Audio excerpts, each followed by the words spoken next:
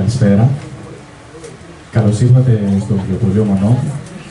Σήμερα έχουμε τη χαρά να έχουμε μαζί μας την Κατερίνα Ντίνου για μια συνέντευξη από μια σειρά συνεντεύξεων που ξεκινήσαμε τον Ιούνιο του 2022 με τον δημοσιογράφο και συγγραφέα Νικόλα Περδικάρη.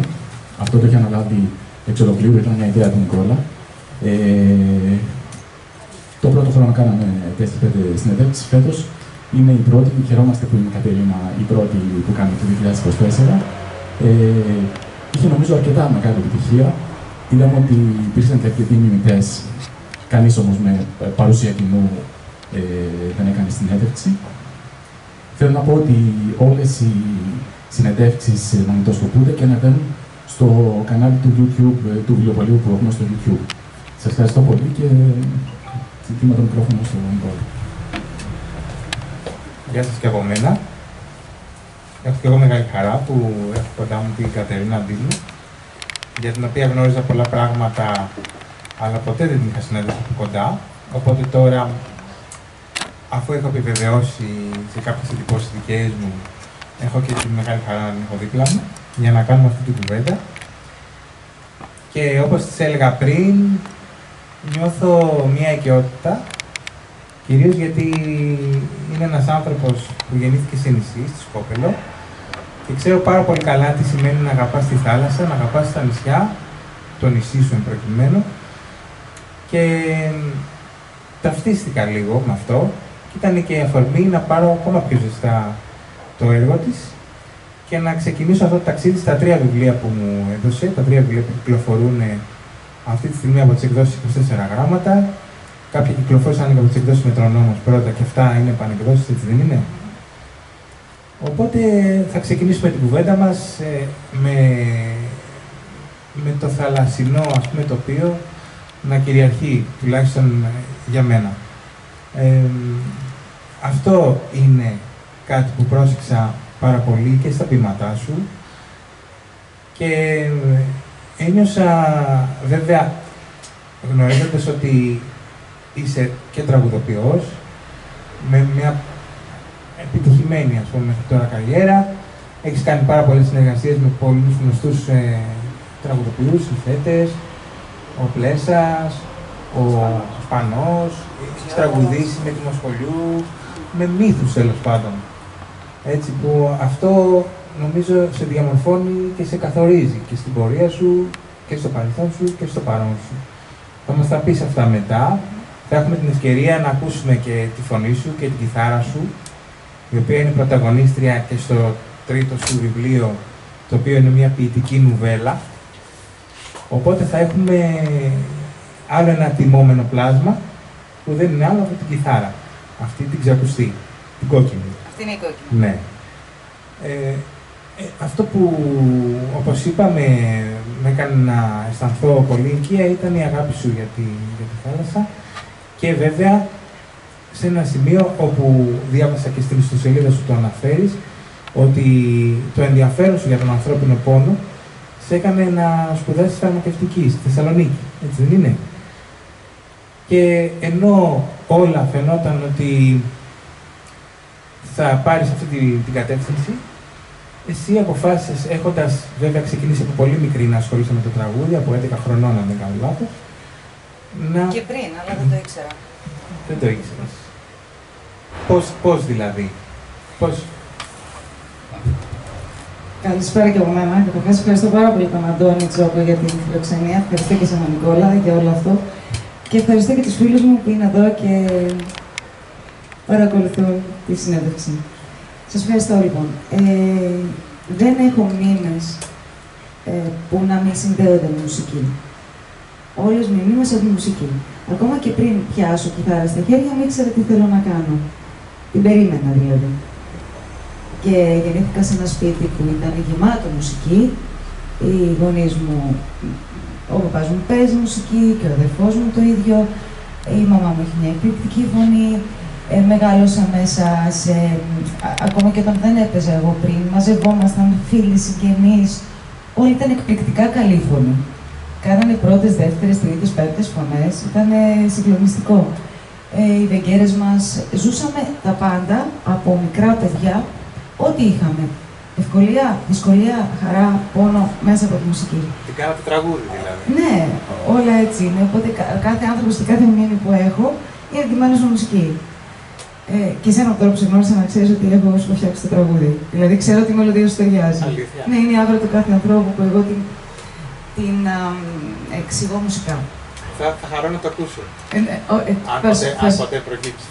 Θα σου πω μετά σε τι τραγούδι σου βάζω. Δηλαδή τι είδος τραγουδιού. Πολύ ενδιαφέρον. Να το κάνουμε και για το κοινό εδώ. Να δώσουμε στον καθένα το τραγούδι. Λοιπόν, όταν έπιασα την κιθάρα στα χέρια μου πλέον, ήξερα ότι πρώτον δεν θα είμαι μόνη ποτέ. Και είχα τον σύντροφο της ζωής μου, μοιράστηκα την ψυχή μου και από τότε είμαστε χώριστοι. Παίζω από μικρή, παίζαμε τις μικρές μας παραστάσεις με τον αδερφό μου στο νησί, στη Σκόπελο. Είναι ευλογία να έχεις γεννηθεί σε ένα τέτοιο πανέμορφο μέρος. Είμαι από ένα χωριό της Σκοπέλου, βορειοδυτικά του νησιού, που λέγεται Γλώσσα. Είναι υπέροχο γραφικό και είναι ωραίο οι πρώτες εικόνες σου να είναι τόσο ελπιδοφόρες. Δηλαδή, να βλέπεις τόσο όμορφα πράγματα από την αρχή, νιώθεις ότι θα είναι ωραία και μετά, θέλω να πω. Οπότε ξεκινάς με... Ναι, σίγουρα. Μετά έφυγα γιατί ήθελα να σπουδάσω φαρμακευτική, έφυγα από το νησί μου στα 14 μου χρόνια. Ωστόσο έπαιζα πάντα κιθάρα, τραγουδούσα. Μετά πέρασα στην φαρμακευτική σχολή που ήταν στοχευμένη και αυτή. Ανθρώπινος πόνος. Ανθρώπινος πόνος, ναι. Το να εξηγήσεις τι συμβαίνει μέσα στο σώμα του ανθρώπου και τις αντιδράσεις του και απέναντι στο φάρμακο αλλά και σε όλα τα ερεθίσματα, με βοήθησε πάρα πολύ. Ωστόσο, τραγουδούσα κάθε βράδυ και κάθε πρωί ήμουν στο πανεπιστήμιο για όλα τα χρόνια. Όταν μπλέξεις με τη μουσική δεν σε αφήνει. Είσαι καταδικασμένος. Οπότε τελειώνοντας το πτυχίο, πήρα και την άδειά μου, κατέβηκα στην Αθήνα. Είχα μια πάρα πολύ ωραία πρόταση τότε να τραγουδήσω με την Γλυκερία. Πήρα το πτυχίο μου και κατέβηκα. Και από τότε μόνο μουσική. Μέχρι πρόσφατα που είναι και βιβλία. Τώρα, θες να με ρωτήσεις, γιατί έχω αρχίσει και μιλάω. Εγώ θέλω να ξεκινήσουμε, τουλάχιστον έτσι το είχα εγώ στο μυαλό μου, να ξεκινήσουμε διαβάζοντας ένα ποίημα, που είναι από την πρώτη σου ποιητική συλλογή, το Πέτρα Αιώνια. Έτσι, εγώ έχω διαλέξει το υγρό στοιχείο και το απέναντί του, όχι εσύ να το διαβάσεις, γιατί εγώ είμαι πολύ κακός στην ανάγνωση. Είναι στη σελίδα 15 και στη σελίδα 16 είναι το επόμενο, θα μιλήσουμε γι' αυτό. Θέλεις να μας διαβάσεις λίγο? Ναι, βέβαια. Λοιπόν, υγρό στοιχείο. Ακριβές εγκαταστάσεις περιφραγμένης οράσεως εφάπτονται της έρημης παραλίας. Απαγορεύονται οι γλάροι, παντός είδους πετάγματα και αφύλακτες συναναστροφές. Και εκεί στα όρια μπαινοβγαίνει η θάλασσα και σε σβουλάζει τη γλώσσα. Να σου πω γιατί το διάλεξα όμως, να μου πεις να συμφωνείς. Ναι. Γιατί αισθάνομαι ότι, όπως είπαμε, αυτή σου η αγάπη για το υγρό στοιχείο, για τη θάλασσα κτλ. Στην ουσία πολλές φορές από τη ζωή σου μέσα στην πόλη, όπως διαμορφώθηκε αργότερα, ίσως να είναι πιο ευάλωτη μέσα στον κίνδυνο του αστικού τοπίου. Και ότι με έναν τρόπο, σαν αυτό που εσύ αγαπάς τόσο πολύ, να αισθάνεσαι ότι περιχαρακώνεται, να το πω, από ένα άλλο τοπίο τελείως διαφορετικό και στη μεταμόρφωση που είναι ακριβώς δίπλα, που εγώ έτσι τα συνέδεσα στο μυαλό μου, αισθάνθηκα ότι σαν να φοβάσαι μερικές φορές ότι αυτή η πόλη μπορεί να σε μεταμορφώσει σε κάτι άλλο και ότι εσύ πρέπει να αγρυπνείς κάθε φορά, ώστε να έχεις πάντα το νου σου να διαφυλάξεις ό,τι καλό υπάρχει από το νησί μέσα σε αυτή τη ζούγκλα την αστική που ζούμε. Είναι έτσι? Χαίρομαι που το λες. Χαίρομαι που κατάλαβες γιατί είναι να το μορφώσεις μετά.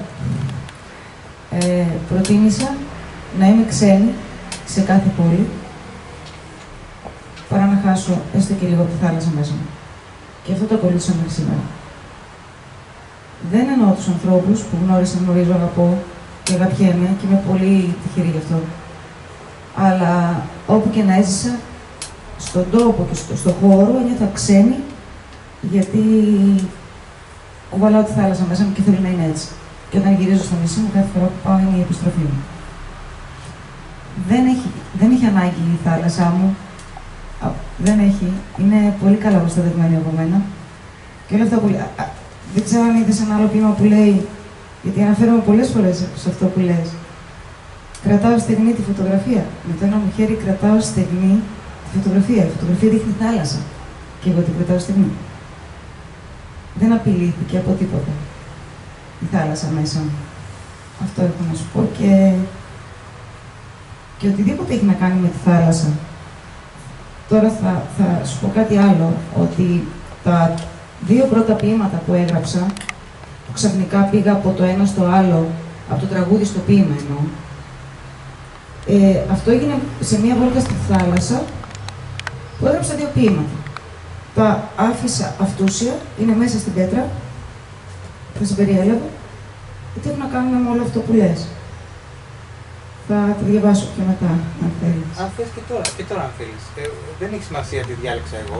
Όχι, θέλω να πούμε για τη μεταμόρφωση. Ωραία, θα διαβάσουμε τη μεταμόρφωση. Ναι, βεβαίως. Δίπλα είναι, ναι. Ναι, στις 16.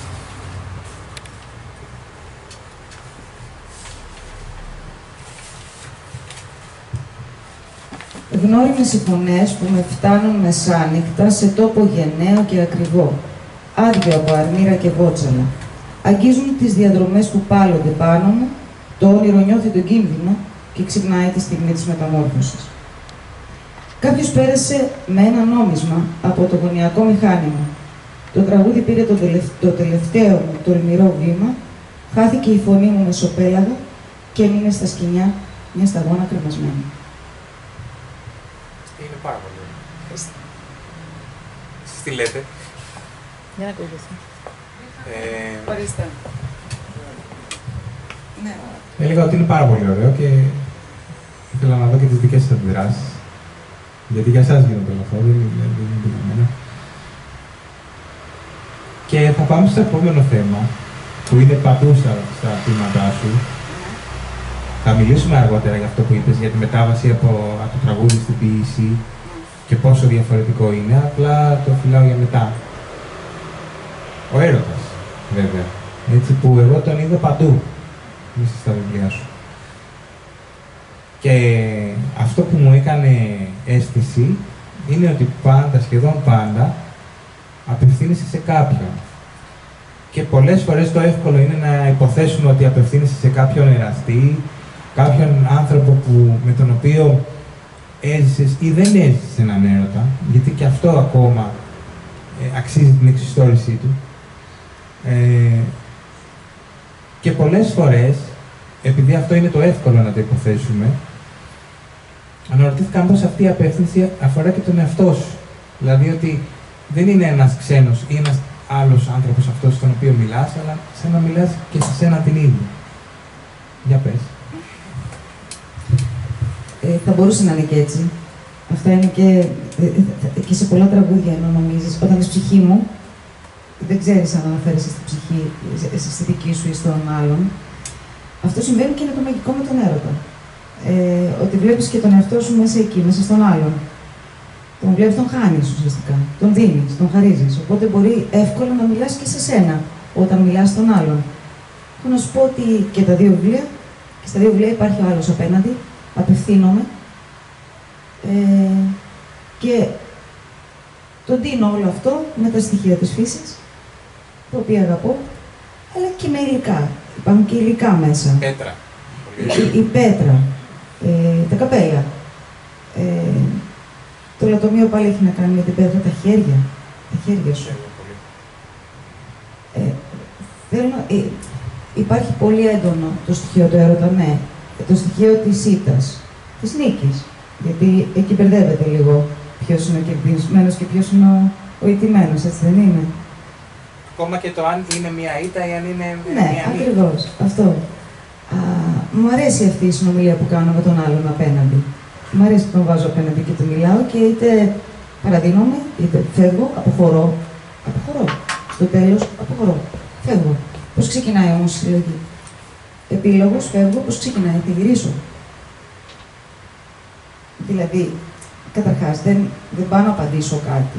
Δεν υπάρχει απάντηση σε τίποτα. Και να εξηγήσω δεν μπορώ. Απλώς είμαι μέσα και μιλάω γι' αυτό.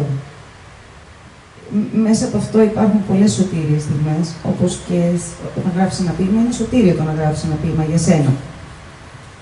Αλλά δεν πάμε να λύσουμε τίποτα. Ανακουφίζεσαι όμως στο τέλος. Ναι, απλώς απάντηση δεν υπάρχει. Και αυτό είναι πιο γόνιμο, να μην υπάρχει απάντηση, αυτό είναι. Ναι, γιατί συνεχίζεις αυτό. Το έδαφος, να βγάζει, ναι. Αυτό. Σίγουρα έχει πολύ έρωτα. Θα έλεγα ότι ίσως έχει και μόνο έρωτα και όλα τα άλλα γύρω είναι συμπρωταγωνιστές. Σε απασχολεί όμως και ο χρόνος και η μνήμη, έχω την αίσθηση.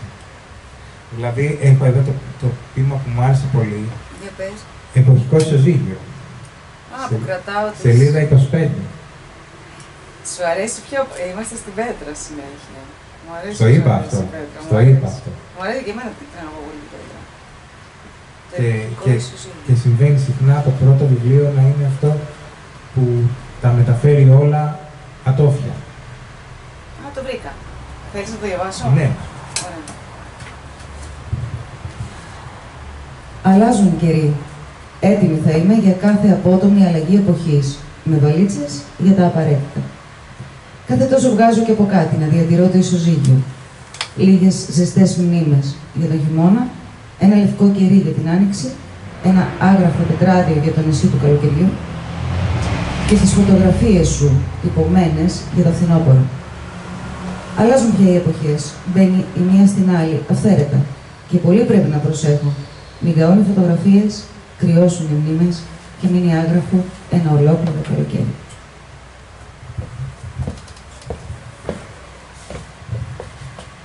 Κάνεις, ας πούμε, έναν απολογισμό πολλές φορές όταν περνάει ένα χρονικό διάστημα. Κάθε μέρα κάνω απολογισμό. Εννοώ σε σχέση και με το ποίημα, έναν απολογισμό μνήμης. Τι θυμάσαι, τι ξεχνάς, ποιος έμεινε, ποιος ξεθόριασε. Με βοήθησε όλη αυτή η διαδικασία. Ναι. Όλη αυτή η διαδικασία με βοήθησε να θυμηθώ πολλά πράγματα. Και είναι πολύ όμορφο αυτό, δηλαδή να πηγαίνεις πίσω και σιγά σιγά να θυμάσαι και να βγαίνουν κι άλλα και να θυμάσαι. Γιατί τι είναι η ζωή μας, οι μνήμες μας είναι. Ναι, εδώ υπάρχει ένας κύκλος, είναι ο κύκλος των εποχών. Και σε κάθε εποχή βάζω αυτό που για μένα είναι σημαντικό. Αλλάζει αυτό ή παραμένει το ίδιο? Πολλά παραμένουν τα ίδια. Δεν αλλάζω εύκολα. Απλώς ίσως στο πλαίσιο κάτι να συμπληρώσω, αλλά είμαι πολύ έως αιμονική με κάποια θέματα. Και θέλω να τα στηρίξω και να τα υποστηρίξω. Αν πω κάτι, πρέπει να το υποστηρίξω. Ακόμα και αν δείχνει ότι δεν πάει, δεν βγαίνει. Ή ακόμα και να αρχίσει να ξετοριάζει, θα είμαι εκεί, να το ποτίσω ξανά. Αυτό συμβαίνει με όλα και με τις σχέσεις μου και με τους τόπους που μεγάλωσα, με οτιδήποτε. Θέλω μια σταθερότητα, αποζητώ τη σταθερότητα και γι' αυτό προσπαθώ εγώ τουλάχιστον να τη διατηρώ. Να μην ξεθοριάζουν τα πράγματα. Αυτό δεν σημαίνει ότι μένεις τα ίδια, έτσι, τα χρωματίζεις. Τα φτιάχνεις, τα εξελίσσεις, οριμάζεις μέσα από αυτά, οριμάζουν και αυτά με σένα, αλλά σίγουρα δεν αλλάζω εύκολα. Αυτή την αίσθηση την έχω για σένα, γιατί αισθάνομαι ότι έχεις και ένα πείσμα, για το οποίο θα μιλήσουμε. Δεν είναι συνήθεια, μονάχα. Και είναι σαν αισθάνθηκα πολλές φορές, διαβάζοντας τα ποίηματα, ότι βάζεις στόχους. Ναι. Στόχους. Και ο στόχος θέλει το πείσμα. Και την προσήλωση σε κάτι, είτε είναι μια ιδέα, είτε είναι κάτι που πρέπει να πετύχεις, είτε και σίγουρα πια όχι. Σίγουρα βραχυπρόθεσμους στόχους. Σίγουρα. Δεν μ' αρέσει να λέω για πολύ μετά. Εδώ και πάρα πολλά χρόνια στη ζωή μου, κάθε σήμερα. Αυτό. Είναι ωραίο. Υπάρχει βέβαια στόχος μέσα, που αν τύχει και μας βγει, μια χαρά είναι. Εγώ προετοιμασμένη. Αλλά αν όχι, γεια σας. Σήμερα ήταν ωραία ακόμα, μια ακόμα μέρα και είμαι έτοιμη. Κάπως έτσι είναι οι στόχοι. Απλώς θέλω να είμαι έτοιμη. Μήπως τυχόν και βγουν. Μια καθοδήγηση, ας πούμε, ένα πλαίσιο. Να υπάρχει βάση. Δηλαδή, αν αύριο έρθει αυτό που περίμενα, εγώ είμαι έτοιμη για αυτό που περίμενα. Αλλά είμαι έτοιμη και να μην συμβεί ούτε καν το αύριο. Βεβαίω. Να μπορείς να μην. Όταν είσαι μικρός, κάνεις όνειρα και οφείλεις να κάνεις όνειρα. Γιατί βλέπεις ντυμένο τον εαυτό σου με μια ενδυμασία στο μέλλον. Οφείλεις. Γιατί δεν είσαι ντυμένος ακόμη. Όταν φτάσεις σε εκείνο το σημείο λοιπόν και κάνεις τα όνειρά σου ή δεν τα κάνεις, δεν έχει σημασία. Έχεις φτάσει κάπου αλλού και κάνεις κάτι διαφορετικό. Από εκεί και πέρα, κάθε μέρα που ζεις, απλώς εξελίσσεις αυτό που είσαι. Δεν μιλάμε πια για όνειρα.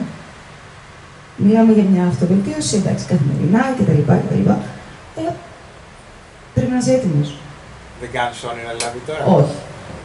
Όχι. Λοιπόν, θα σας διαβάσω τα δύο πρώτα ποίηματα, τα οποία έγραψα.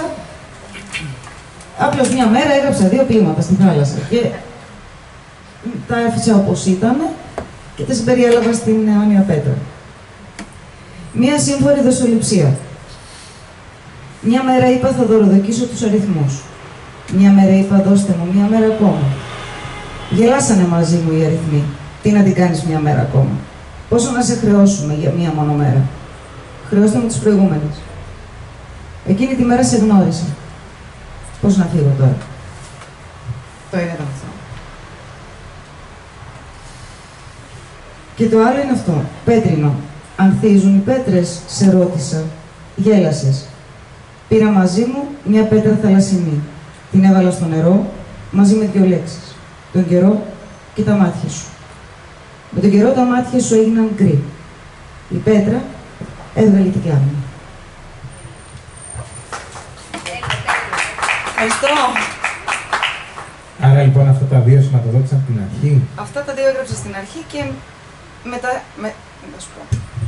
Μετά συνέχισα να γράφω αιμονικά σχεδόν. Κάθε μέρα, όλο μου το καλοκαίρι εκείνο, ήταν να σηκώνομαι το πρωί με μόνο σκοπό να γράψω και κάθε μέρα που τελείωνε ήταν καλή μέρα, μόνο αν είχα γράψει κάτι που θα το κρατήσω, γιατί πετούσε κιόλας. Για ποια χρονιά μιλάμε, το προηγούμενο καλοκαίρι. Όχι αυτό, πέρασε το προηγούμενο.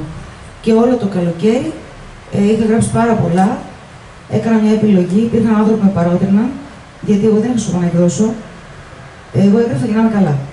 Είχα βρει τον τρόπο να είμαι καλά. Με πολιορκούσαν πάρα πολλά γεγονότα και από το να παραδοθώ στα γεγονότα που πολιορκούσαν έπρεπε να πρέπει να αντιδράσω, οπότε έγραφα. Συνομιλούσα με έναν ποιητή που, εντάξει, δεν θέλω να πω το όνομά του, μπορεί να μην θέλει, είχαμε χρόνια συνεργασία και με παρότρινε στο να τα εκδώσω. Εγώ δεν ήθελα με τίποτα. Γιατί? Γιατί δεν έγραφα γι' αυτό, ήμουνα κάτι άλλο. Εγώ έγραφα τραγούδια και τραγουδούσα. Ήταν αυτό που ήθελα να κάνω στη ζωή μου. Αυτό δεν το έκανα για να εκδώσω, δεν είχε περάσει καν από το μυαλό μου. Και ναι, μετά με παρότριναν κι άλλοι και τελικά ήρθε το βιβλίο στη χέρια μου. Και μετά μπαίνει σε μια άλλη διαδικασία. Τώρα γράφω για να εκδώσω. Τώρα γράφω το δεύτερο, τώρα είναι έτοιμο το τρίτο, μετά το τέταρτο κτλ. Μετά η διαδικασία είναι άλλη. Αλλά αυτό που ένιωσα με την πέτρα στην αρχή είναι μοναδικό. Δεν το ξανανιώσω ποτέ, γι' αυτό και αγαπάω αυτό το βιβλίο πάρα πολύ. Γιατί έγινε με άγνοια κινδύνου και με πάρα πολύ αλήθεια. Όχι ότι δεν έχει το άλλο, αλλά το άλλο ξέρεις ότι θα βγει. Καταλαβαίνω τι λες. Ναι, αυτό. Ναι.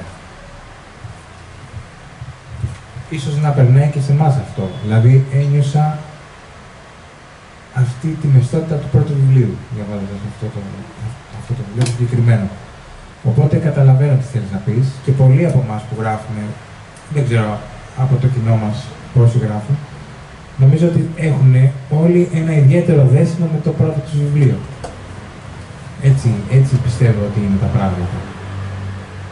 Τώρα θέλω να σε ρωτήσω κάτι που με απασχολεί γενικά. Όλοι μας, όταν γράφουμε, εκδίδουμε, δημιουργούμε γενικά, πολλές φορές μπορεί να κλεινόμαστε στο εγώ μας και να γράφουμε πράγματα που έχουν να κάνουν πάρα πολύ με αυτά που ζούμε εμείς. Θεωρείς ότι μπορεί ένας ποιητής και πρέπει να βγαίνει πολλές φορές από το εγώ του για να εκφράσει και άλλα πράγματα που είτε κοινωνικά και πολιτικά ακόμα. Εγώ, ας πούμε, σε ένα ποίημα σου, που δεν ξέρω κιόλας αν ήθελα να το διαβάσω έτσι ή αν όντως είναι, αν ισχύει αυτό που αισθάνθηκα, στις μεταλλικές αποχρώσεις. Α, για πες. Που λες, κράτησα ελεύθερες τις αριστερές κατευθύνσεις για νυχτερινές αποδράσεις και επαναστάσεις αστείες. Αισθάνθηκα ότι είχε και μια μίξη, ας πούμε, πολιτική αυτό. Και ήθελα να σε ρωτήσω. Κι άλλα έχουμε. Για πες. Τώρα δεν μπορώ να τα βρω, αλλά έχουν και άλλα. Είναι αρκετά ποίηματα που έχουν. Άρα νιώθεις αυτή την ανάγκη. Δεν ξέρω αν ήταν ανάγκη, είναι τα πιστεύω μου. Αυτά. Και το έχω γράψει και σε τραγούδια αυτό. Φανάρι πράσινο και στρίβω αριστερά. Και ας πούμε που μάθει πως δεξιά πρέπει να κάνω. Αυτό δεν έχει να κάνει με τα συγκεκριμένα κόμματα, έτσι μην παρεξηγηθώ. Απλώς το αριστερά για μένα έχει μια μεγαλύτερη ελευθερία, γιατί το δεξιά είναι δεν και σώνει το δεξιά. Να κάνουμε, ξέρεις. Ναι. Με το δεξί χέρι γράφουμε. Εν πάση περιπτώσει, αυτά που μας επιβάλλονται. Για μένα το δεξιά έχει αυτή την έννοια. Αυτά που μας επιβάλλουν να κάνουμε. Αλλά από εκεί και πέρα ο καθένας το παίρνει όπως θέλει. Όπως έχω και οι λυμμένες αποφάσεις, δεν ξέρω αν το διάβασες. Ότι αθώωνει τους εκτελεστές, το σατανικό βρέφος και τα λοιπά, ή με ένα φοροφύλακα, με τα ναυάγια. Αυτά έβλεπα τι συνέβαινε. Αυτό το έγραψε για το ναυάγιο που είχε συμβεί έξω από την Πελοπόννησο. Αυτή ήταν η αιτία που έγραψε το συγκεκριμένο ποίημα. Δεν είναι όλα για τον έρωτα. Άρα βγαίνεις πολύ συχνά. Σαφέστατα. Εννοείται και δεν είναι ότι οφείλεις να το κάνεις. Αν το κάνεις γιατί οφείλεις, δεν το κάνεις καλά. Όταν το νιώθεις, το κάνεις καλά. Αλλά ποιος δεν νιώθει με όλα αυτά που συμβαίνουν σήμερα. Μην το λες. Δεν ξέρω, μου φαίνεται παράξενο να μην υπάρχει, να μην νοιάζεσαι για αυτό που συμβαίνει σήμερα. Γιατί συμβαίνει πάρα πολύ και άσχημα. Και είναι κρίμα να μην είμαστε ο ένας με τον άλλον και να μην προσπαθούμε όσο μπορούμε να δώσουμε από αυτά που έχουμε να δώσουμε. Ή να βγάλουμε κι άλλο που δεν έχουμε να δώσουμε. Μακάρι. Ναι. Αυτό, θα μείνω λίγο σε αυτό, για να το δούμε και από την πλευρά του τραγουδιού. Γιατί το τραγούδι έχει τεράστια ιστορία. Στην αντίσταση, στην ανάγκη να εκφράσουμε πράγματα απαγορευμένα σε συγκεκριμένα καθεστώτα που σημάδεψαν αυτόν τον τόπο και όλους τους τόπους γενικά.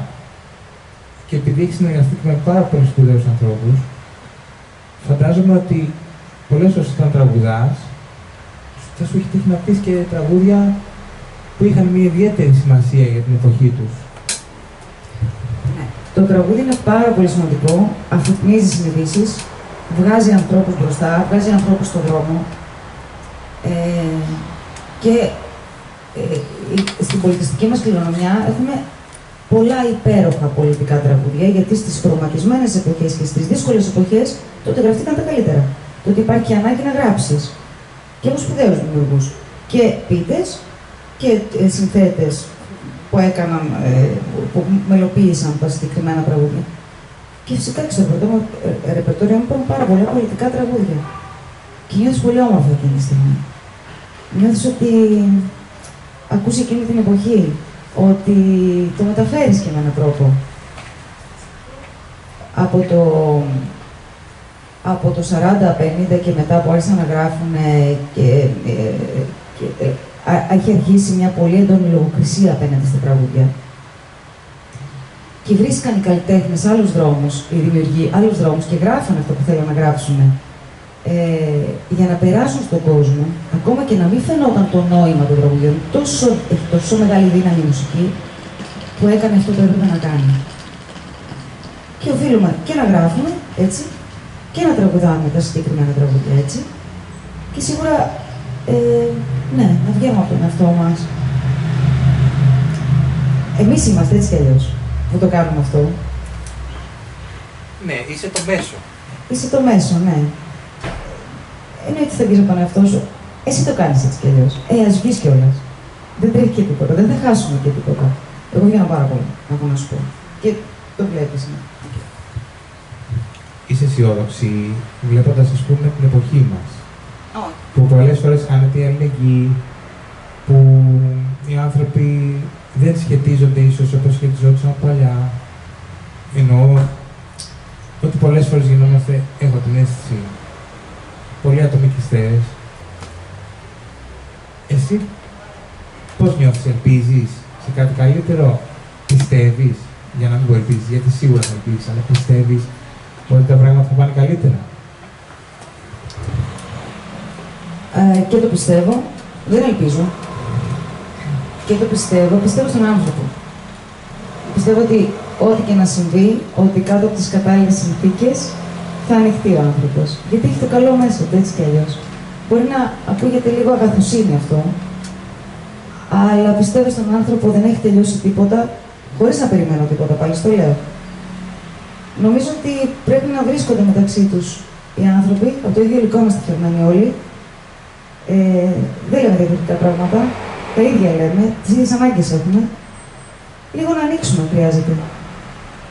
Γι' αυτό και αγαπάω τόσο πολύ τη μουσική. Η μουσική, όταν συμβαίνει μουσική, που συμβαίνει παντού, όλα είναι μουσική γύρω μας, δεν χρειάζεται να ανοίξεις πόρτα για να μπει μέσα σου, είναι ανοιχτά. Οπότε σε βρίσκει. Η μουσική είναι παντού. Και δεν έχει και γλώσσα. Δεν έχει γλώσσα, δεν. Αλλά σε βρίσκει πάντα ανοιχτό, ό,τι και να είσαι. Δεν χρειάζεται να ανοίξει καμία πόρτα. Εδώ χρειάζεται να πάρω το βιβλίο, να το ανοίξω, να σου πω το ποίημα. Στη μουσική δεν χρειάζεται. Γι' αυτό και την αγαπώ τόσο πολύ τη μουσική, γιατί είναι η γέφυρα που πέφτει αυτόματα και μας συστήνει, πριν πούμε το όνομά μας. Τι ωραία αυτό. Άρα πιστεύεις αυτό που πίστευα και εγώ όταν ήμουν πιο μικρός και τώρα αμφιβάλλω αν ισχύει, αλλά σε ρωτάω γιατί θα πάρω πολύ κουράγιο αν μου πεις ναι. Πιστεύεις ότι η μουσική μπορεί να αλλάξει τον κόσμο? Ναι. Ναι. Και σου είπα κιόλας γιατί. Η μουσική προϋπήρχε του κόσμου. Και θα υπάρχει και μετά. Και πριν κοντά στο τέλος και μετά. Παντού είπα. Όλα είναι μουσική. Δεν θα τον σηκώσω κιόλας στον κόσμο. Τι ωραία αυτό. Άρα πιστεύεις αυτό που πίστευα και εγώ όταν ήμουν πιο μικρός και τώρα αμφιβάλλω αν ισχύει, αλλά σε ρωτάω γιατί θα πάρω πολύ κουράγιο αν μου πεις ναι. Πιστεύεις ότι η μουσική μπορεί να αλλάξει τον κόσμο? Ναι. Ναι. Και σου είπα κιόλας γιατί. Η μουσική προϋπήρχε του κόσμου. Και θα υπάρχει και μετά. Και πριν κοντά στο τέλος και μετά. Παντού είπα. Όλα είναι μουσική. Δεν θα τον σηκώσω κιόλας στον κόσμο. Και θα τον σώσει. Στο Θεό πιστεύεις? Έχω ένα σημείο στο νησί που είναι πάνω σε ένα βράχο και έχει ένα ξοκλήσι. Ανεβαίνεις γύρω στα 200 σκαλιά για να πας και εκεί βρίσκω ένα Θεό Νικόλα, που είναι ολόκληρος δικός μου. Είναι ο Αγιάννης στη Σκόπελο. Δεν λένε Αγιάννη το Θεό, είναι ο Αγιάννης τοποθεσία. Κατάλαβα. Άρα λογικά πιστεύω στο Θεό. Ναι. Μάλλον. Γιατί σε ρώτησα όμως? Γιατί διάβασα αυτό το ποίημα, Κατάλαβα. το 15 Αύγουστο ύπνο, που για μένα είναι το αγαπημένο μου. Και νομίζω ότι μιλάει για μια μορφή, για μια γυναίκα, μια μορφή ανθρώπινη τέλος πάντων, που ενώ νιώθω ότι πιστεύει, απ' την άλλη αυτό που εισέπραξα είναι ότι στις υπερβολές της θρησκείας εκείνη απαντάει με τον ύπνο. Και αυτό μου άρεσε πάρα πολύ, ότι εγώ πάω να κοιμηθώ τώρα και θα δούμε για τα θαύματα. Θα το διαβάσεις, γιατί είναι πάρα πολύ ωραίο. Αυτό, παιδιά, το έγραψα 15 Αύγουστο Και ήθελα να μην φύγει η μέρα χωρίς να την εκμεταλλευτώ. Και εμείς δεν θέλουμε να φύγουμε, θα το ακούσουμε πρώτα και μετά. Τι να κάνουμε. Τι να κάνεις, και εσύ στο πηγαίνελα είσαι. Λοιπόν, 15 Αύγουστος ύπνος. Ξημερώνει η μεγάλη γιορτή. Τα νησιά ξυπνάνε, στολισμένα χρυσάφια και θαύματα. Και εκείνη, όμορφη και λευκή, με τη μεγαλύτερη προσευχή αγκαλιά, μετράει πόνους χωρίς θαύματα, τους κάνει καρφιά, τους μπήγει βαθιά στην πιο αβάσταχτη τιμωρία της ανθρώπινης ύπαρξης και κοιμάται. Ποια είναι η πιο βαθιά τιμωρία? Και πάλι ο ανθρώπινος πόνος. Ναι. Εδώ, παρόν. Ναι. Ναι, η πιο βαθιά τιμωρία που μας έδειξε ότι αντέχει αυτή η γυναίκα ήταν που κράτησε το παιδί της. Δεν μπορώ να το πω. Είναι παραπάνω από μένα. Όχι, αυτό δεν μπορώ να το πω. Δεν θέλω να το βαρύνω. Μα Έτσι. δεν είναι βαρύ. Δεν θέλω να το βαρύνω. Δεν είναι βαρύ. Ωραίος είναι ο γάμος. Από ποια άποψη είναι, για πες. Του είπα ότι είναι ωραίος ο θάνατος, δεν συμφωνείτε? Και εγώ ρωτάω γιατί. Μου λέει να μην το βαρύνουμε για το θάνατο, του λέω μια χαρά είναι ο θάνατος. Γιατί το δικό μας θάνατο τον βιώνουν άλλοι καταρχάς. Εμείς καταλαβαίνουμε τίποτα άλλο. Μια χαρά δεν είναι. Οι άλλοι πονάνε. Το περιμένουμε όμως. Εννοώ... Κοντά στο τέλος. Και μετά. Μετά μπορεί κάτι να ανακαλύψουμε. Γιατί εμείς στο τέλος δεν φτάσαμε ποτέ. Άρα υπάρχει μετά για σένα. Α, δεν ξέρω. Δεν ξέρω. Και γιατί να ξέρω κιόλας. Να είναι έκπληξη, ξέρω εγώ. Ξέρω αυτό που βιώνω σήμερα. Δεν φοβάμαι κανένα θάνατο. Τη φθορά φοβάμαι. Φοβάμαι το να μην μπορείς να κάνεις πράγματα που θέλεις να κάνεις και να μην αντέχεις. Και αυτό φοβάμαι περισσότερο να μπορείς να αγαπήσεις άλλο. Αυτό είναι ο μεγαλύτερος θάνατος. Κατά τα άλλα, εντάξει, θα κάνουμε τον κύκλο μας, θα φύγουμε. Θα έρθουν άλλοι, θα φύγουμε. Εντάξει. Δεν με φοβίζει καθόλου ο θάνατος. Να πω για το ποίημα. Το μετά. Ναι, είναι το ζωή στα δύο. Α, Όπου δύο άνθρωποι ενώνονται. Έτσι το ερμήνευσα εγώ. Δύο άνθρωποι ενώνονται με την απειλή του αλληλοσκοτωμού. αυτό δεν είναι. Ο έρωτας, αυτό δεν είναι. Και ο θάνατος. Και θάνατος και έρωτας, αυτό είναι. Να το βρω κιόλας. Θα σε βοηθήσω. Σελίδα 29. Είναι πριν το 35. Λοιπόν, ζωή στα δύο. Ωραία, μου άρεσε που το διάλεξες αυτό. Θα σε σκοτώσω, είπες. Θα σου πάρω τη ζωή. Θα σου κόβω την ανάσα. Θα παίρνω τις αποφάσεις σου. Θα γίνω οι αποφάσεις σου. Θα μιλάς με τις κινήσεις των χεριών μου. Θα βλέπεις με τα μάτια μου. Θα σε σκοτώσω, είπες. Δεν ξέρω ποιος φοβήθηκε πρώτος. Ξέρω πως έχω δύο ζωές. Ανασένω διπλά. Μιλάω με δύο φωνές. Βλέπω δύο κόσμους τη μέρα. Και κάθε νύχτα χωράω σε δύο μικρά χέρια δύο ολόκληρους μελοθάνατους. Ευχαριστώ πολύ. Δεν σας πω για αυτό. Ναι. Ναι, αυτό το είπα όλο αυτό που έγραψα, αυτό εννοούσα κιόλας. Ωραίο είναι, θάνατος, ναι. Έρωτας. Πώς αλλιώς γίνεται αλλιώς. Αλλιώς δεν είναι έρωτας. Είναι κάτι σαν.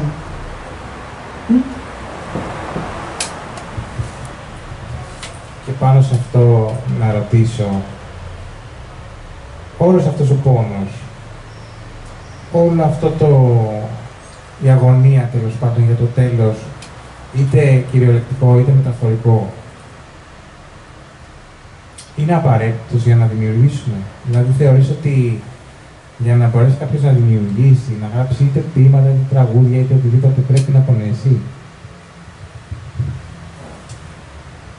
Αν, κοίταξε τώρα να δεις, αν μπορείς να γράψεις, αν έχεις αυτή την ικανότητα, ας πούμε, να σκάβεις μέσα σου για να γράφεις, σημαίνει ότι έχεις και βαθιά τη γνώση του θανάτου και του έρωτα. Δεν γίνεται διαφορετικά. Δηλαδή, το ένα φέρνει το άλλο. Δεν θα μπορούσε να είναι κάποιος, για μένα, καλός ποιητής, καλός εγγραφέας, όταν δεν έχει περάσει μέσα από αυτό να γίνει συνείδηση και να το ξέρει ότι έτσι πάνε τα πράγματα και να πονέσει γι' αυτό. Τι είναι διαφορετικά. Το ξέρεις και το γράφεις. Αλλιώς θα βγει λίγο ψεύτικο. Αλλιώς θα είναι από αυτά που έχεις ακούσει. Θα το μεταφέρεις. Ναι. Θα μεταφέρεις ένα βίωμα άλλου, αν δεν μπορείς να το βιώσεις ο ίδιος. Ναι. Ναι. Ναι. Ναι. Και στο αλλού το βίωμα, όταν το νιώσεις με ειλικρίνεια, το κάνεις δικό σου. Το θέμα είναι η ειλικρίνεια στα πράγματα. Και η ειλικρίνεια έχει να κάνει με τον πόνο εδώ. Και ποιος φοβάται τον πόνο. Γιατί να φοβηθείς και να περάσεις έτσι, δίπλα. Μπορεί να είσαι φυγόπονος. Δεν γράφεις τότε. Εκεί θέλω να καταλήξει. Ότι για να γράψεις πρέπει να περάσεις από μέσα, πολύ μέσα. Να φύγεις λίγο και να ξαναγυρίζεις, ίσως. Και αυτό δεν είναι θέλω να πονάω, έτσι, μην παρεξηγηθώ. Δεν είναι... Δεν είναι μαζοχισμός. Καμία σχέση, όχι. Μια χαρά είναι. Αλλά εκεί μέσα υπάρχει πολύ υλικό, Νικόλα, για να βγει. Γιατί να κάτσω εκεί που δεν υπάρχει υλικό. Μίλησες τώρα για την ειλικρίνεια.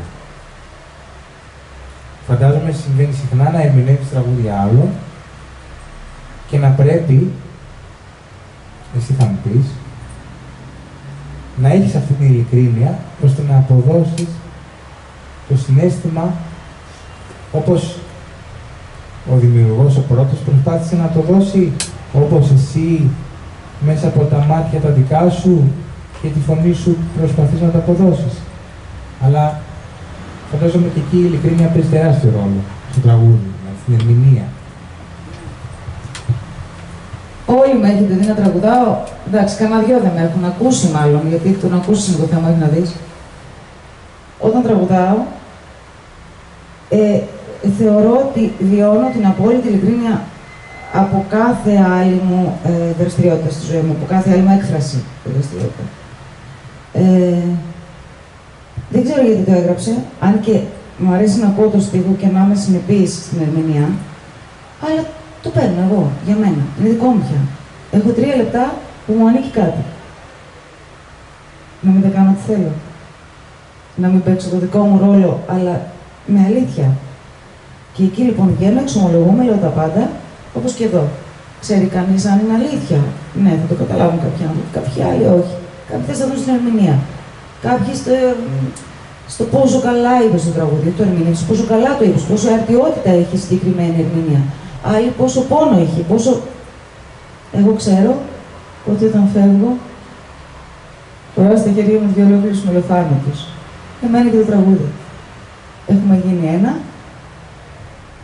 και συμβαίνει, είναι θαυμάσιο αυτό το πράγμα. Φεύγεις, δεν έχεις κάτι άλλο να πάρεις μετά μαζί σου, είναι σαν να μην έχεις βάρος.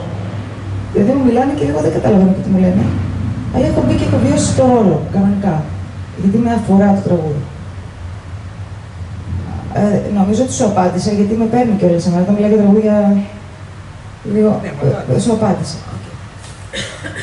Και θέλω να κάνω μια άλλη ερώτηση που πάντα την είχα απορία. Είναι ίσως η πιο χαζή ερώτηση αυτής της συνέντευξης, αλλά γι' αυτό νομίζω ότι πρέπει να υποθεί. Επειδή και εγώ μικρός προσπαθούσα να τραγουδήσω, είχα ένα συγκρότημα, ήμασταν απέσιοι, αλλά ήμασταν και αληθινοί. Και πολλές φορές μου ερχόταν να κλαίω τραγουδώντας και σκεφτόμουν, μπορεί κανείς όταν αυτό καλείται να το κάνει προς τον κόσμο, έχει το δικαίωμα την ίδια εκείνη τη στιγμή να κλαίει κιόλας. Κανένας δεν θα σου στερήσει το δικαίωμα. Δηλαδή, το έχεις έτσι κι αλλιώς, από τη στιγμή που εσύ εκτελείς αυτό που κάνεις, είναι δικό σου. Μου έχει συμβεί ούτε 1 ούτε 2 φορές. Ίσως με τα χρόνια έμαθα να το κρύβω. Δηλαδή, έμαθα κινήσεις που να μην φαίνεται. Ποιο μάτι δάκρυσε, να γυρίσουμε αυτόματα από εκεί, να σηκώσουμε λίγο το χεράκι για να μην φανεί ότι ξέρεις. Αλλά δεν με νοιάζει πια. Καθόλου δεν με νοιάζει. Είναι ωραίο να κλαις.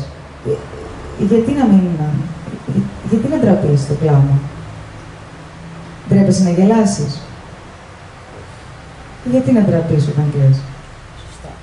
Έτσι πιστεύω. Αναποφιστική η απάντησή σου.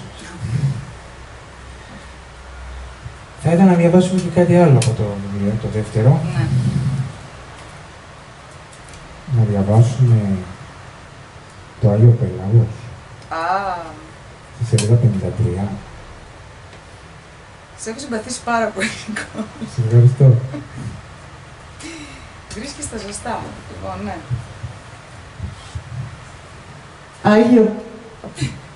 Συγγνώμη. Άγιο Πέλαγος. Θα σου φέρω λουλούδια απόψε. Θα ανάψουμε τα κεριά. Μια αφορμή πάντα θα είναι η αφορμή της συνέχειας και εμείς θα μετράμε τη συνέχεια με γεγονότα. Ένα γεγονός θα σου φέρω απόψε. Θα το σημειώσω στο ημερολόγιο με νερό, θα το γράψω σε ένα τετράστιχο, θα σκεφτώ ονόματα που σου ταιριάζουν και θα καταλήξω στην ανοιχτή θάλασσα. Κατάλαβες τι. Όχι, είναι πολύ ωραίο να γελάμε κιόλας. Κατάλαβες τι κάνω, σε πάω πάλι στη θάλασσα. Ναι, δεν χρειάζεται, εκεί είμαι. Δεν με έχεις πάρει καθόλου. Πες μου. Ναι.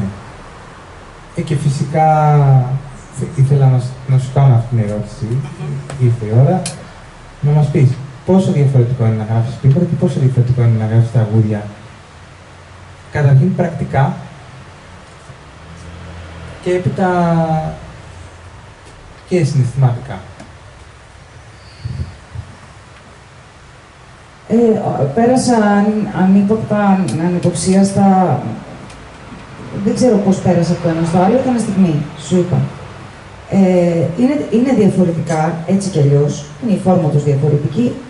Είναι βέβαια συγγενείς οι τέχνες. Όταν έχεις να πεις κάτι, το θέμα να έχεις να πεις κάτι. Και να έχεις και έναν τρόπο να πεις, έχει και ένα ενδιαφέρον. Τώρα, πού θα το βάλεις,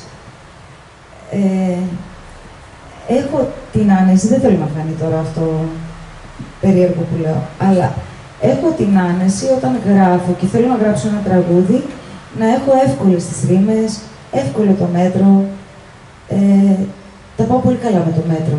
Νομίζω ότι είμαι μετρημένη κιόλας, δηλαδή ολόκληρη. Τώρα από εκεί και πέρα, εμένα το να περάσω στα ποίηματα μου έδωσε και μια ελευθερία. Βέβαια, αυτό δεν σημαίνει ότι είναι πιο εύκολο το ποίημα, καμία σχέση. Ίσα-ίσα. Αλλά πήγα πολύ εύκολα. Εγώ πήγα πολύ εύκολα. Νομίζω ότι με περίμενε και ήθελε να το κάνω και περίμενε τη σωστή συνθήκη για να βγει από μέσα μου. Δεν ξέρω. Ξέρω ότι κάθε μέρα το μυαλό μου είναι εκεί, περπατάω, γράφω, οτιδήποτε και να κάνω γράφω το κεφάλι μου. Και έχω αποκτήσει έτσι μια πολύ στενή σχέση με όλο αυτό. Και είχα αργήσει ένα χρόνο περίπου να γράψω τραγούδι. Χθες βράδυ έγραψα όμως και είμαι πολύ χαρούμενη γι' αυτό. Γιατί νόμιζα ότι τι έγινε τώρα. Κάτσε, άλλο ήμασταν. Πάμε. Αλλά χθες το βράδυ έγραψα κάτι που μου άρεσε και επανήλθα. Αλλιώς θα έλεγα ότι είναι. Ναι, είναι αλλιώς. Αλλά είναι πάρα πολύ κοντά. Είναι πάρα πολύ. Και είναι πολύ γοητευτικό να τα κάνεις και τα δύο. Αν είναι καλά ή όχι, θα τα κρίνουν άλλοι. Έτσι. Αλλά είναι πολύ γοητευτικό να τα κάνεις και τα δύο. Έχει πάρα πολύ μεγάλο ενδιαφέρον αυτό. Ναι, στο τέλος της ημέρας. Έχει πολύ. Από τις συνεργασίες σου που είναι τόσες και τόσες στο τραγούδι, με τόσους σπουδαίους ανθρώπους, είπαμε πριν, ποια κρατάς ή ποιες, σαν φυλαχτό ας πούμε, και μια δεύτερη ερώτηση, όταν έχεις συνεργαστεί με τόσο μεγάλα ονόματα, σε αγχώνει αυτό, σου δημιουργεί ένα φόβο ότι θα τα απεξέλθω ή είσαι τόσο πολύ δοσμένη μέσα σε αυτό που γίνεται η διαδικασία χωρίς εσύ καν να χρειάζεται να αγχωθείς, να φοβηθείς. Δεν είχα ποτέ άγχος, γι' αυτό δηλαδή τραγουδούσα με αυτούς τους σπουδαίους ανθρώπους. Το ευχαριστιόμουν. Ήμουνα από την αρχή μαζί τους. Δηλαδή, επειδή ήμουνα μέσα στα τραγούδια τους, έτσι κι αλλιώς, αισθανόμουν να τους ήξερα. Και αν ήθελα να ξεχωρίσω ένα όνομα, γιατί κάθε φορά εκείνο που ζούσα ήταν σημαντικό. Δεν θέλω να ξεχωρίσω ανθρώπους. Δεν θέλω να πω ότι εκείνη ήταν η καλύτερη μου συνεργασία. Όχι. Απλώς θα πω το Γιάννη Σπανό, γιατί τους αναζητώ να ακολουθεί ακόμα.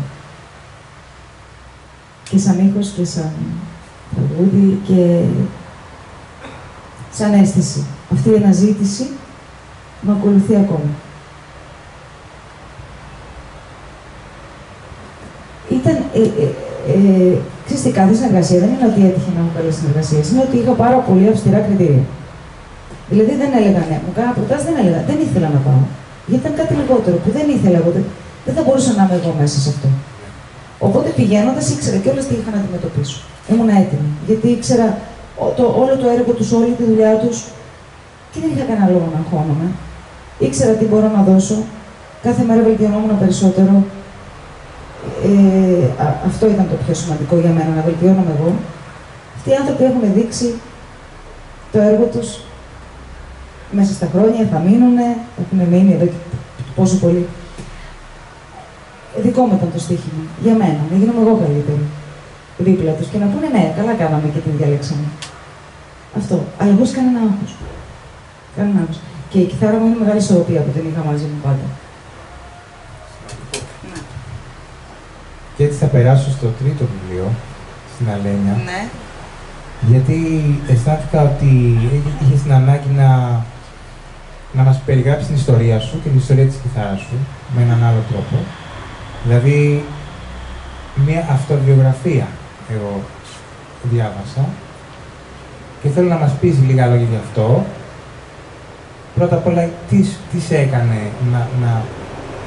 να το προχωρήσεις αυτό, να το πραγματοποιήσεις, γιατί να μιλήσεις για κάτι τόσο προσωπικό και τι κρατάς από αυτό. Έγραψα για την Αλένια γιατί δεν μπορούσα να τραγουδήσω.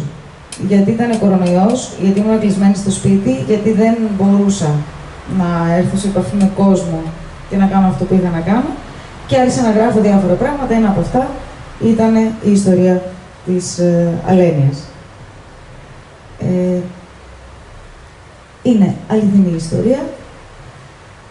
Την έδωσα ακριβώς όπως ήταν. Αυτό που ήθελα να πω είναι ότι όταν αγαπάς κάτι τόσο πολύ και αγαπιέσαι από αυτό τόσο πολύ και έχει δημιουργηθεί αυτός ο δεσμός που δεν σπάει με τίποτα μεταξύ σας, το μόνο που έχεις να κάνεις για να το ξαναβρεις είναι να μην κλείσεις την πληγή, γιατί αν την κλείσεις, το χάσεις. Και έτσι μέσα στα χρόνια ήρθαμε πάλι μαζί κοντά και ό,τι και να έχει γνωρίσει και η μία και η άλλη, γιατί βάζω ψυχή στην κιθάρα, οτιδήποτε και να έχει γνωρίσει, μία είναι η Βασίλισσα. Αυτή είναι η ουσία του βιβλίου, δεν έχει κάτι άλλο. Απλώς είναι πολύ αληθινή, γι' αυτό μπορεί να σε πάρει. Είναι πάρα πολύ αληθινή και είναι και ο τρόπος που είναι γραμμένο, γιατί μου αρέσει πάρα πολύ να γράφω αφαιρετικά και να μην βάζω κοσμητικά και να μην προσπαθώ να πείσω κανέναν. Αυτά είναι τα γεγονότα. Όπως και στα βήματα. Όταν περάσουμε έξω, θα μας παίξει και το τραγούδι. Θέλεις να διαβάσουμε άλλο ένα ποίημα και κοντά στο τέλος και μετά. Ναι. Από εδώ, από τη δεύτερη συλλογή ή το ίδιο το Το ίδιο, το ομότιτλο, σελίδα 80. Ναι. Γιατί είναι και αυτό πολύ όμορφο και μας πάει στο τέλος και μετά. Στο τέλος δεν μας πάει ποτέ. Αυτό είναι. Στο τέλος ποτέ. Κοντά στο τέλος και μετά. Ιστεροφημία. Γιατί εμείς στο τέλος δεν φτάσαμε ποτέ. Γιατί εμείς ένα τέλος χρειαστήκαμε να επιβεβαιώσουμε τη συνέχεια. Γιατί εμείς ένα τέλος γράψαμε και με τις λέξεις δεν τα βάζει κανείς. Ένα τέλος είναι πάντα ακατοίκητο και εμείς στο τέλος δεν φτάσαμε ποτέ. Ευχαριστούμε πολύ. Ευχαριστούμε. Εγώ δεν έχω να πω κάτι άλλο. Θεωρώ ότι είναι η ώρα να τραγουδήσεις να έρθω και εγώ έξω, να σε απολαύσω. Αλλά αν θέλεις κάτι εσύ να προσθέσεις. Ευχαριστώ πάρα πολύ. Δεν έχω να είμαστε όλοι καλά, να κάνουμε αυτό που αγαπάμε, γιατί μόνο τότε μπορεί να έχουμε μια ελπίδα να το κάνουμε καλά, αν το αγαπάμε πολύ. Και να είμαστε κοντά ένας στον άλλον, όσο γίνεται. Νικόλη, σας ευχαριστώ πάρα πολύ. Αντώνη, ευχαριστώ πάρα πολύ. Παιδιά, ευχαριστώ πάρα πολύ. Να είμαστε όλοι καλά. Ευχαριστούμε πάρα πολύ. Με την Αλένια.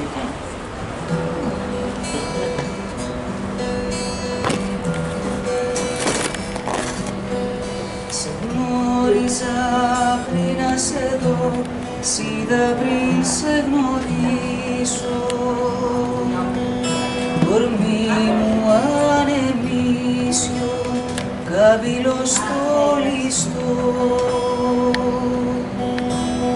Είχα τα χέρια μου ανοιχτά, για σένα μόνο θέση.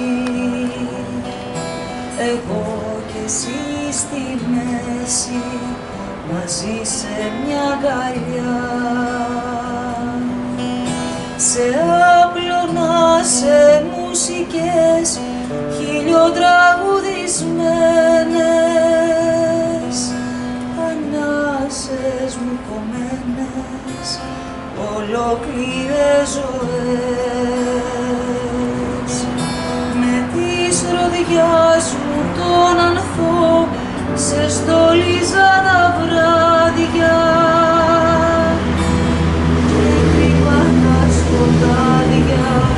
Να βλέπεις ουρανό και κρύβα τα σκοτάδια, να βλέπεις ουρανό.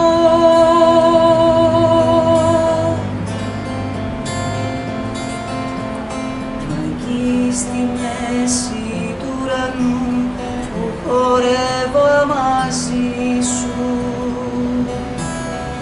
άνοιξαν τις αβύσσου πόρτες του κακού.